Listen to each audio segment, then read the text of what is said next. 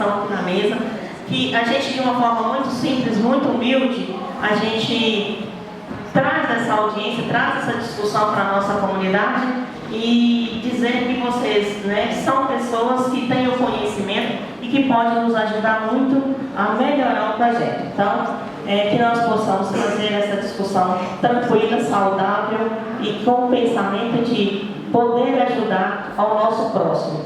Quem é o mais próximo de nós? Aquele que precisa da nossa atenção, do nosso olhar. Então, Deus abençoe. Muito obrigada a todos vocês que estão aqui presentes e aqueles que não puderem estar presentes, mas que estão nos acompanhando pelas redes sociais, que possam também tirar proveito. Aqueles que tiverem dúvida, a gente também vai estar abrindo aí para as discussões.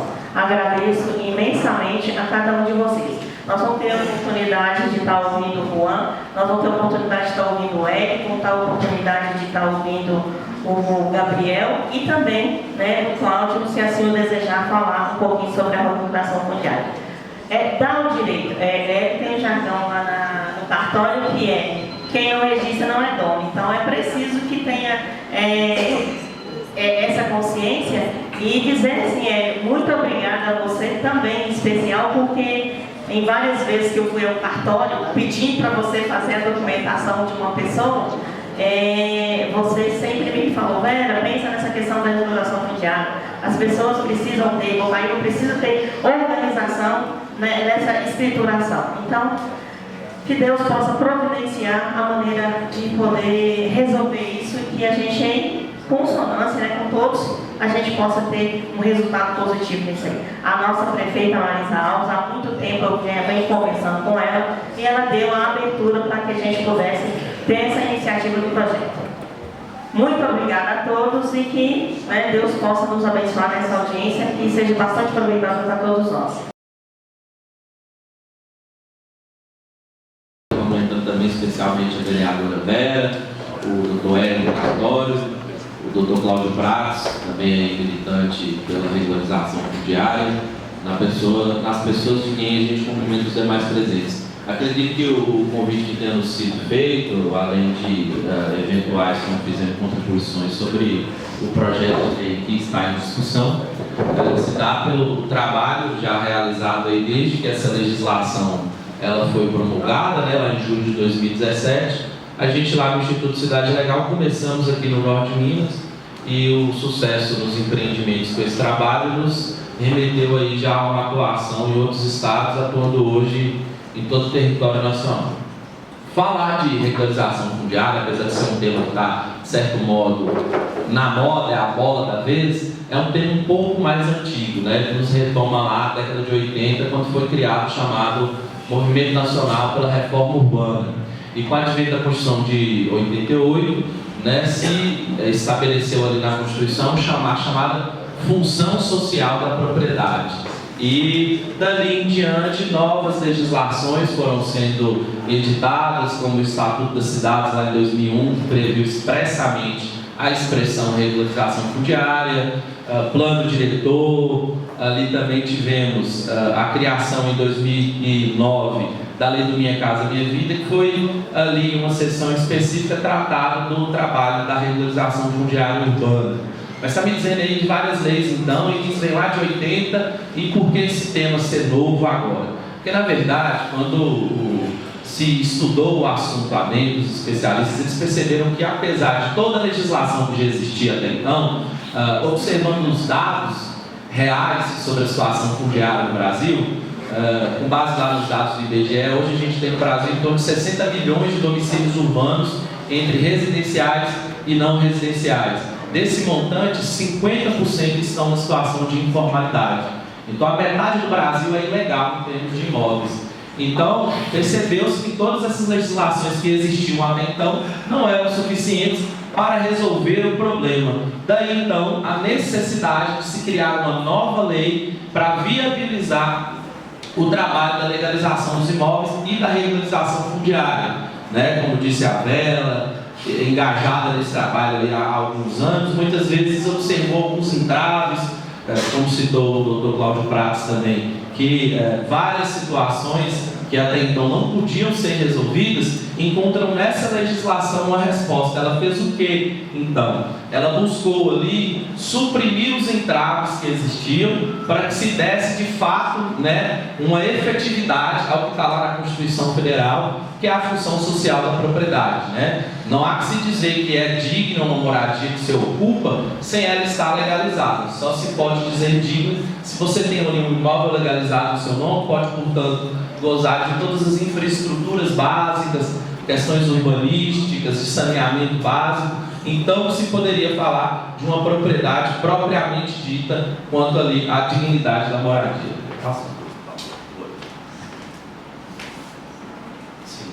Bom, então essa lei fez o quê? Ela instituiu um processo chamado REURB, que nada mais é do que uma sigla que designa o chamado processo de regularização fundiária urbana, que, objetivamente falando, é um conjunto de normas que eles criaram lá, normas de ordem jurídicas, urbanísticas, ambientais e sociais, que tem como finalidade pegar esses imóveis que estão na informalidade e transferi-los para o ordenamento territorial urbano. O que é isso? Você pensa um lote lá que tinha um imóvel, e aí desse lote que tinha uma casa, construiu-se mais uma, aí você fez um outro puxadinho que deixou o seu filho, e aquilo foi ali fazendo uma expansão urbana desordenada. O poder público ele não conhece esses imóveis. Então, como não se conhece esses imóveis que estão na informalidade, dificulta a elaboração de políticas públicas sobre isso. Como você vai promover infraestrutura, dignidade e políticas públicas para uma área em relação a certos imóveis se você, como poder público, sequer conhece esses imóveis? Então a legislação ela pega esses núcleos que estão na informalidade e transfere para o ordenamento territorial urbano, de modo a possibilitar a realização de políticas públicas ali, levando a legalização dos imóveis e com ela a dignidade. O que ocorre é que, além de ser uma legislação nova, os municípios também, para fazerem esse trabalho de ofício, né, por conta própria, se deparam com uma dificuldade, quando se dá principalmente no norte de Minas e outros municípios que vivem essa realidade, da dificuldade financeira. É um trabalho caro de se fazer. Então é normal que os municípios eles estabeleçam parcerias com entidades, empresas que realizam esse serviço, para ali conseguir realizar e proporcionar aos ocupantes dos imóveis da cidade a realização da legalização dos imóveis. Bom, a lei traz lá também alguns critérios, porque o REURB, apesar do que eu disse, de que é uma lei que veio para resolver o problema, o legislador ele especificou quem tem legitimidade, quem tem ali autorização, vamos dizer assim, no lugar da lei, para representar os ocupantes dos imóveis, para promover essa legalização. Não é um indivíduo de uma empresa A ou B, uma entidade A ou B.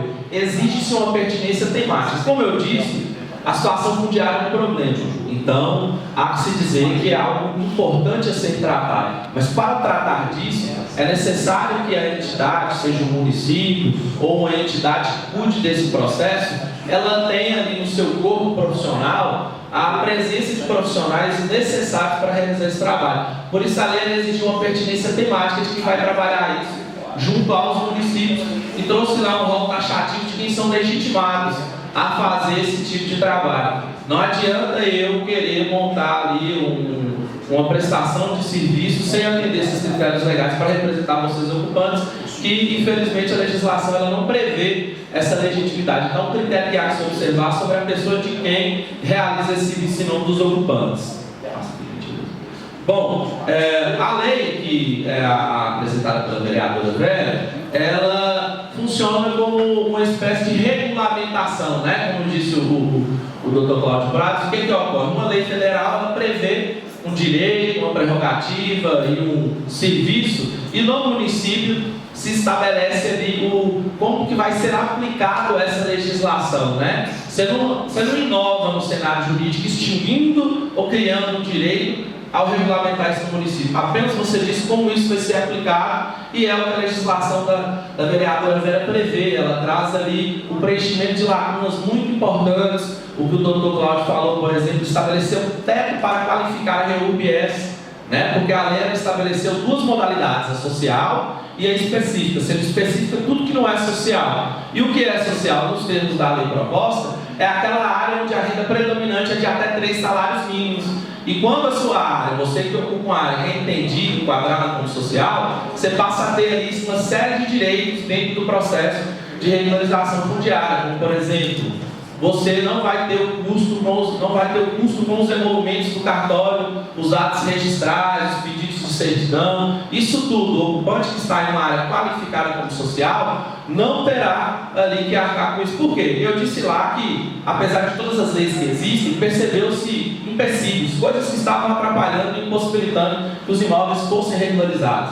Então, o que o legislador percebeu? Olha, o fator financeiro é um fator que impossibilita muitas vezes a legalização dos imóveis. Então, se estamos falando de área social, vamos retirar esse custo que tem lá no cartório e vamos tornar viável o ocupante que está em área social, de baixa renda, para que ele possa então legalizar o seu imóvel. Essa é uma das previsões muito importantes que estão no projeto de lei da vereadora, que vai então estabelecer um teto, e aqui no caso de Bocaiúva será de 3 salários.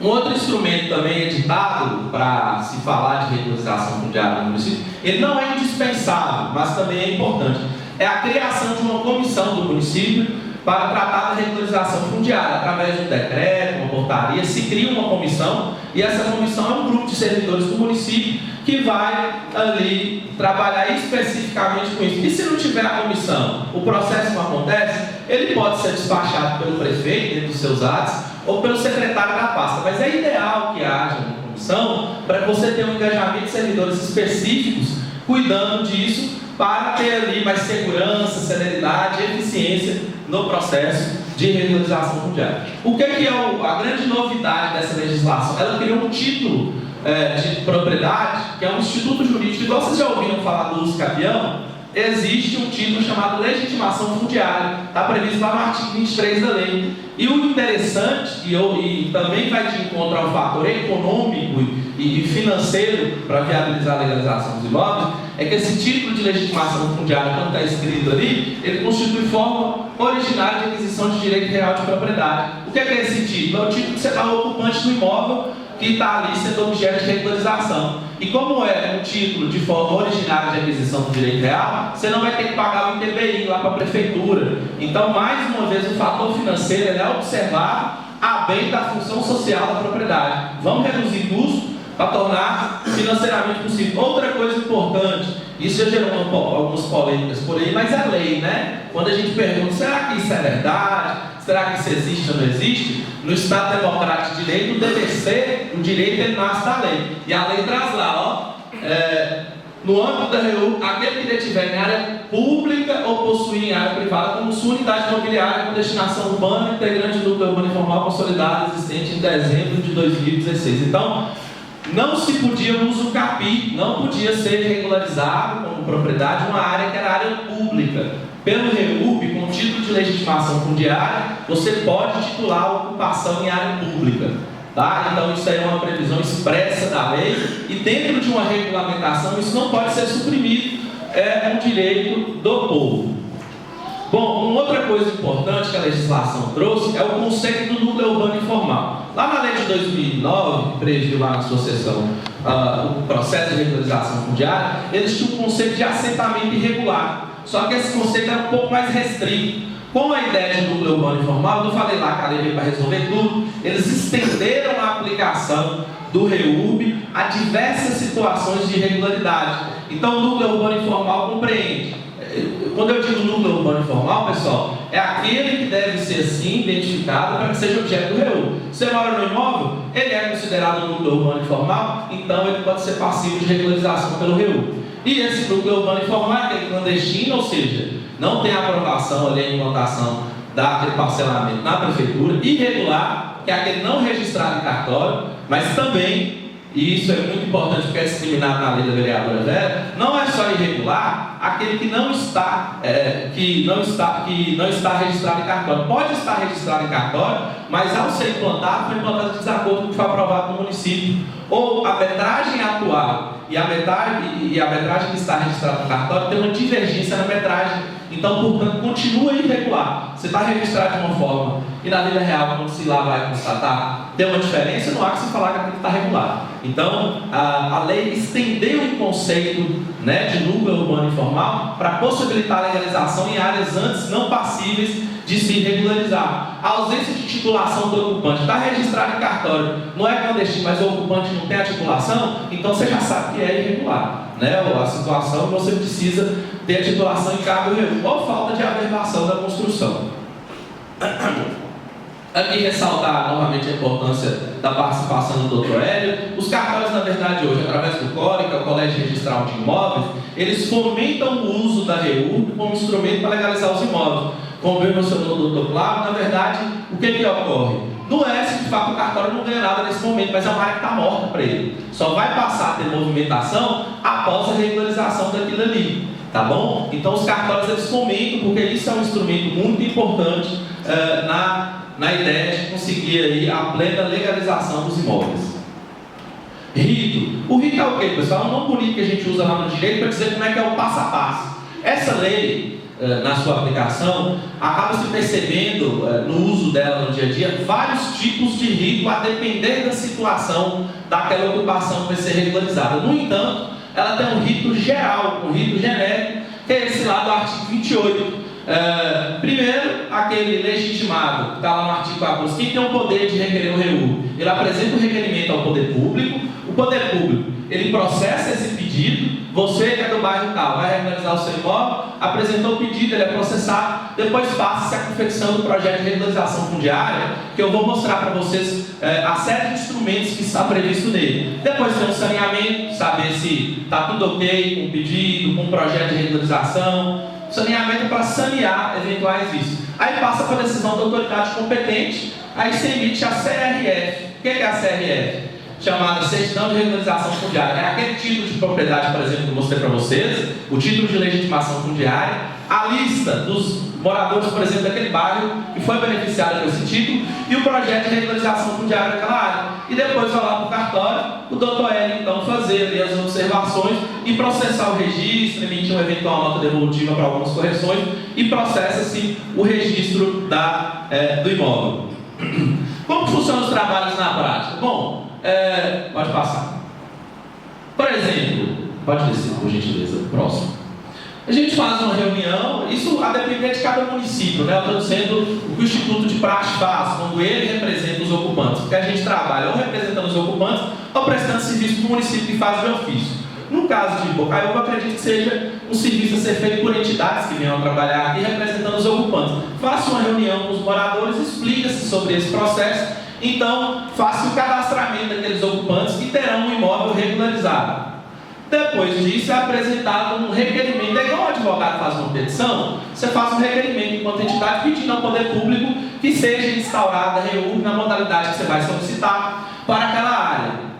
Pode passar. Depois, por exemplo, em se tratando de área social, é feito um levantamento social. Aí são as pessoas visitando casa a casa para fazer um laudo socioeconômico, a fim de atestar que aquela área de fato se enquadra no teto social que foi ali pleiteado no requerimento da REURB. Depois de feito isso, pode passar. Então você tem uma decisão instauradora do município dizendo que após o requerimento e o laudo feito, aquela área, por exemplo, foi enquadrada como social. Se for o S, você não vai ter o laudo, né? Se for o S, você vai ter o laudo e depois é feito um ofício comunicando ao cartório pela prefeitura da instauração dessa modalidade para que se tenha acesso às gratuidades previstas na legislação para seguir com o processo nos trâmites legais. Aí, por exemplo, você já tem um despacho, vai pedir a identificação da situação fundiária daquela área. Olha o bairro X aqui. Você pede lá para o cartório a busca de matrículas para saber o que existe de registro naquela área, se tem uso capião, ou se não tem, é uma matrícula só. Pode seguir. Aí a gente passa, pessoal, para a confecção do projeto de regularização fundiária. Aqui é uma coisa muito interessante. Eu sou advogado, na nossa equipe tem muitos engenheiros e outros profissionais, mas, por exemplo, eu se fosse só engenheiro, se fosse só advogado, eu jamais conseguiria fazer o projeto de regularização fundiária pelo REURB, porque é algo muito mais denso do que se pensa.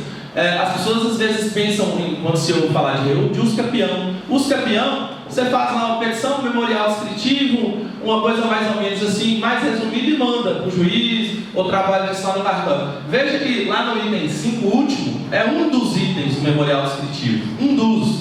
Então, para fazer um trabalho, você tem que ter um advogado, um engenheiro civil, um agrimensor, um arquiteto urbanista, às vezes um engenheiro ambiental, um grupo de assistência social, porque lá exige-se o levantamento planométrico e cadastral, plano do perímetro do núcleo urbano formal, demonstração das matrículas, estudo preliminar das desconformidades, projeto urbanístico. Por quê, pessoal? Vocês lembram que eu falei um conjunto de normas de ordem jurídicas, urbanísticas, aí está falando de dignidade, de infraestrutura. Aquela área que vai ser regularizada não é só dar o título de propriedade como música peão. Você tem que fazer um projeto urbanístico usando todas as necessidades de infraestrutura que existem ali. Porque um dos princípios da lei, lá no artigo 10, é que vai se dar efetividade à função social da propriedade, mas também acesso à moradia digna. Como que é digno se você tem só o título e não tem infraestrutura na área?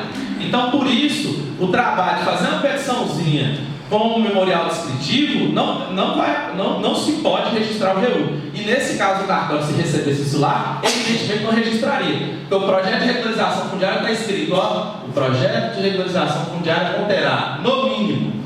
Entendeu? Então, há um corpo de trabalho. Passa, por gentileza. Pode passar. Essa é um tipo de aeronave que a gente usa para fazer um trabalho de medição aérea, que depois é feito em loco uma constatação das desconformidades eventuais das margens de erro para poder se produzir o material do projeto de regularização fundiária.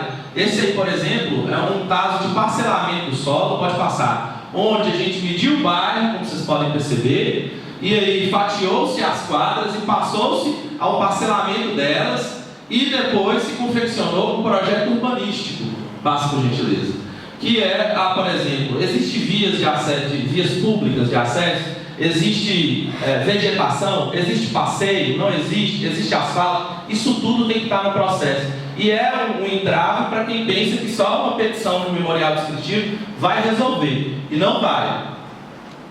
Pode passar. Aí depois a gente vai identificar lá, em cada ocupação dessa, estão os nomes das pessoas e o nome de quem vai ser titular. Você percebe que além de fatiar a quadra, a gente ali desmembrou cada ocupação que existe, às vezes dentro do lote, 2, 3. Outra coisa importante, metragem mínima. Exigia-se até então, pelo REU, suprimiu-se. Falou que o município pode dispensar a metragem mínima para fins de regularização pelo REU. O que eu falei? Existiam empecilhos que essa lei veio para suprimir todos eles e permitir a legalização dos imóveis. E depois de montado o projeto todo, vai esse exemplo aí de certidão de regularização fundiária lá para o cartório, onde ele vai observar todo aquele material, se tal ou não está no projeto de regularização fundiária, para promover então o registro. Pode passar direto, por favor. Aperta várias vezes aí, porque esse é um exemplo que não posso. Aí depois, desce, por gentileza. Sim. Aí depois gera-se uma certidão de interteor, você pode pedir lá no cartório, onde vai constar que o seu imóvel foi regularizado no seu nome pelo processo de regularização fundiária urbana REU. Desce, por gentileza, mais duas. Mais uma. Aí, como vocês podem ver lá no topo, você está dando para todo mundo enxergar, regularização fundiária urbana de interesse social REURBS do bairro São José. Nesse caso, foi um trabalho feito a requerimento do Instituto Cidade Legal e na outra página, que é a assinatura do oficial do cartório. Então, é um processo complexo, mas se bem dominado, resolve tudo com o menor custo possível, no prazo mais rápido e com a maior segurança. Sem contar que áreas que não podiam ser objeto de regularização, pelo REU, você consegue legalizar qualquer situação que apareça, exceto aquelas áreas que são de segurança nacional. É a única exceção. Então, aí a gente vai ficar à disposição para esclarecer eventuais dúvidas. Essa aí é uma certidão de interteor que foi sobre os primeiros imóveis que a gente, do Instituto Cidade Legal, promoveu pela REURB, e estamos à disposição de vocês. Como eu disse, a gente começou, como bem mencionou o vereador Cláudio, o ex-vereador e doutor Cláudio Prates, a gente atuou de início em Montes Claros, hoje estamos em alguns outros estados, como Bahia, Pará, também por Maranhão agora e muitos outros. Somos a primeira entidade do Estado a promover regularização fundiária pelo REU, e no norte de Minas, a única que promoveu o registro em cartório que atua com isso. E também à disposição para eventuais esclarecimentos. Obrigado.